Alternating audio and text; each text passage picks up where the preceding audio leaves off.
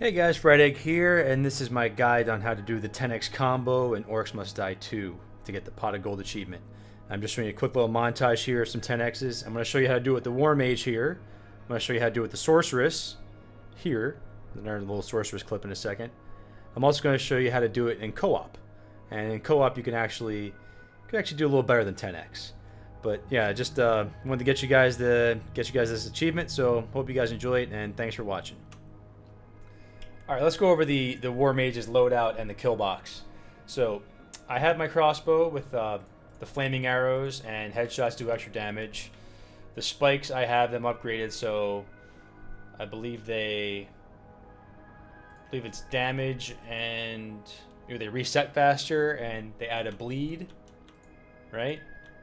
Which this might be worth changing to a snare possibility. Out of all the things that add the bleeds, the spike trap is the one that always adds it. This can add a bleed, but it's possible. It's a percentage. And same thing with the dwarves. They're just percentages. Where this always adds a bleed, or it always adds a snare. And the snare from this is different from the slow from this. So if you have these with their snare and you have the slow from this, that's 2 combo points. So I'll get into that, the dynamics of that kind of stuff in a whole nother video. But yeah, so get the spikes with the bleed. I have the tar pit with the slow persists once they leave the tar pit. So if an enemy steps off of here, which they will, they're still going to have that slow effect combo modifier for a little bit. Arrow walls, I don't have one up, but the arrow walls are going to go here. I ran out of money, and they're just going to go line this wall. I brought these with fire because we're going with like a fire kill box. You could do fire and ice kind of stuff, and one of those combo points is always going to be on the target. But I figure fire might give me some more consistency, of it always being on there between my bow, the scorcher, and the arrow walls over here. So, and just thinking, like, if you had a chill in there, then if you only had one thing up that was fire and then the chill, I don't know. I just figured go with all fire, since something's always going to be on it with the fire. So there's the arrow wall. The scorcher is here. I'll show you the placement for these since I ran out of money, but and obviously you're going to see where they are once you see clips of the videos. But the scorcher's here. This is a 2-tile trap for the range. If you forgot, you see that it has a 2-tile range, and the scorcher is going to be. You're going to have one here. Here, and then we're gonna come in and we're gonna have like that. We're gonna have 2 here. Well, actually 3. We just have them straight across, and this is gonna be another spike right here, because this doesn't need to be another tar pit here. This is gonna be in our grinder. This is gonna be in our tar pit. This doesn't need to be in our tar pit only because when they step off of here, they're gonna have that slow effect on them still. So I want them to step off of here, get hit with more spikes, whether they go to this tile or whether they go to this tile. Get hit with more spikes, get hit with that bleed again. Get hit with the grinder again right here. This is going to be on the wall. There's going to be another grinder here and probably here. But that's that for the Scorcher. And then we're going to have one here probably shooting in. And I kind of spam them in the back just because, just as a security, The Haymaker is going to be here, and I'm going to just put 3 across eventually. The main thing you need to worry about at first is just the 4. So you want to have your Haymakers priority, one here, and then here and here. So that's where you want them priority, and when you get extra money, just spam them all around. The Dwarfs and the Archers, I'll show you. Right here, I found to be the sweet spot for the Dwarfs is right here between these 2 stair rails. So the second to last one and the third to last one, I dropped the dwarf right in the middle of that, and that usually gives them a good range. So they lob their grenades, and the grenades will land right about here, right about the kill line where you want them to. The archers, this pillar is a pretty good spot as far as their max range. They generally won't shoot anything until it's about on this spike trap. And the barricades, obviously we did a 4x2 setup via our buddy RobotEnt from Orcs Must Die 1. It works quite well. And the other thing I'm going to show you is how to barricade from the start. So this is the kill box, right? And you'll see more of the kill box in the video. And I'm going to show you how to barricade from the start. Also very important. If you haven't seen my video for this map, this is how I barricade. Okay.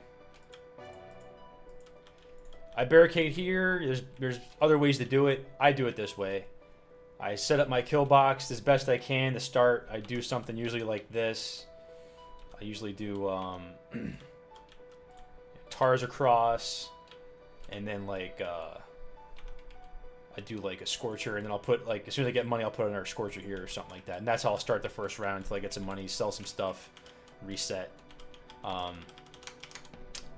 then for the sappers, round 3, you're gonna have to start putting dummy barricades out. So that's a good spot for a dummy barricade. Over here's a good spot. Over here's a good spot. You could do other things to deal with the sappers. This is what I like to do. You get so much money on this map. If you have your barricades out here, the sappers won't bother you. They'll blow up the barricades. You just put more. Sometimes they don't blow them up. You can sell them and fix them. You can try to shoot them, but if you have to have the barricades out here. If you don't have any barricades out here, they will run up the stairs, and they'll path around, and they're gonna go after these barricades. Well, actually, they're gonna go after your barricades here in your kill box first. That's what they're gonna go first. But you don't want these getting blown up if you don't have to. Yeah. So there's that. That's the setup. That's the kill box setup. That's the barricading setup, and we'll move on to the next portion of the video. So here's the finished product with the War Mage. I'm just going to go ahead and pull this ogre in on an angle. As you can see, I just went back on an angle. I went from the top right corner of the tar and just kind of went straight back. That's the path you want to try to take any monster down to get that X10 or higher. That's going to be the way you have the most traps affecting any mob, and you're going to get the most combo points with this kill box. Okay, next up is the Sorceress, and this is a preview of her kill box. What it's going to look like. I'm going to kind of go over it with the wand. You're going to put spikes right along here, grinders. I use brimstones because I want to keep that consistent fire point going. Same thing with the haymakers up top. Acid sprayers in the walls instead of arrow walls. Scorchers in the same spots. Dwarfs in the same spots. Archers in the same spots. Barricades, same deal. Dummy barricades out here. Just a real quick brief overview of the Sorceress versus the War Mage. Pretty much the same thing. You're swapping out the brimstones and the acid sprayers, basically, for tar and arrow walls.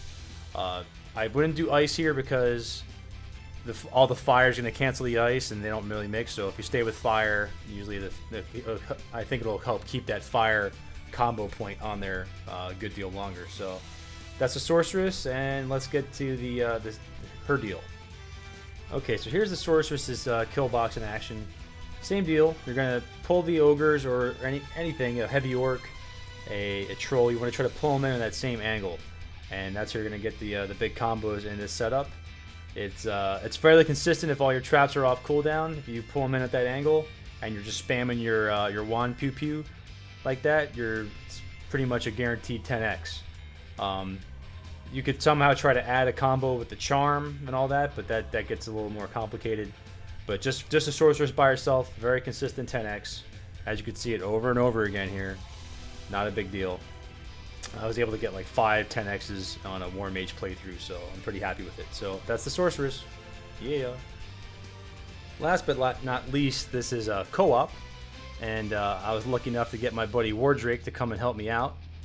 You should go check out his channel. It's going to be linked in the description below. But as you can see here, we're just rocking co-op. The extra traps that we brought are the lightning ring and the wand. Those are the 2 extra traps. So everything my War Mage had plus the lightning ring and the Sorceress's wand, that's what's extra in this kill box. So we should have been able to get some 13x's. We biffed it up. I'm just showing you this loop just because we get a 10x on a hunter, and then if you don't notice here, that's actually 11x on an orc, a 12x on an ogre, and a 11x on I think a troll or something else. but you get some pretty good combos with this setup. So you guys should go check it out. But yeah, I want to thank War Mage again for, or excuse me, War Drake for helping me out.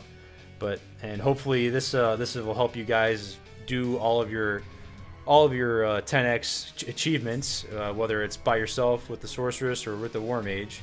And yeah, now that I have this done, I'm probably going to try to put together something specifically about high scoring and kind of get a little bit more in depth with that.